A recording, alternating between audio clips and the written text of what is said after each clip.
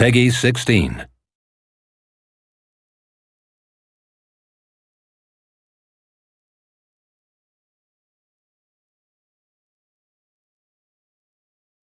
Teamwork is very important in Enslaved. What we didn't want to do is end up with a game that was an escort mission for the entirety of it. Teamwork is crucial to the game because there are situations that you encounter where perhaps Monkey could traverse it but Trip couldn't, or vice versa. And so you need to work out how to get through the environment without killing Trip, because that'll kill you. So it's very important that the two characters work together to overcome the obstacles. And each of them brings a unique talent or ability to help solve the problems. Monkey is able to pick Trip up and literally throw her up to higher levels where she can then go and access the door or drop something down for Monkey to then climb up. Monkey is very much a fighter. He's more about just attacking and protecting Trip, which is his main mission. And Trip is there to be protected, but also she's got technical abilities that are way beyond Monkey. She can identify faults in some of the robots that Monkey encounters, and if Monkey uses that fault, he can, say, rip off one of the arms of the scouts and turn that scout into a walking bomb, which he then throws into a number of other robots and causes massive destruction.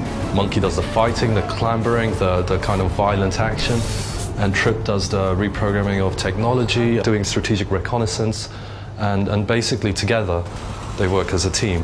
A lot of the puzzles are not completely obvious. They're kind of like buried within the apocalyptic environment, and through explorations they start to understand what strengths each character has in order to enable them to overcome the puzzles. It's a puzzle you can believe. You know, it's not some strange thing. I think that's going to make it a lot more memorable, because you're going to actually go, you know, it's almost, you don't realise it's a puzzle until you're halfway through it and you understand, okay, I've now got to do this, and I've got to do this, and it comes together. So in this world, the war ended about 50 or so years ago. There are mechs still around that will activate it if you trip them. These are mechs that have been left over from wars long ago, where they pretty much destroyed all of humanity. And this is analogous to landmines, like in places like Cambodia and so forth. So they're still killing thousands of people, even though the war was over decades ago. As soon as they detect any kind of human presence, they're going to reactivate and go through their old programming, which is literally to kill. There's a range of different enemies. I think probably my favourite enemy is the dog. And we say dog, it's not small, it's huge and very frightening, and it's a hunter-killer. The mechs will begin to learn if you start using the same attack patterns over and over. The mechs will adapt to that. They will start blocking more if you're attacking in a certain way.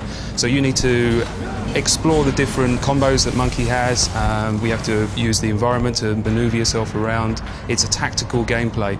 There's certain types of mechs that have a weakness that Monkey can exploit, and if he's able to manipulate the combat in such a way to take on that mech, he can then actually change the battlefield quite dramatically in an instant. One or two they can handle fairly comfortably, but as soon as you add in different types of enemies, like combinations of enemies or greater numbers of enemies, the player is really up against the wall here. One can't actually get through this journey without the other.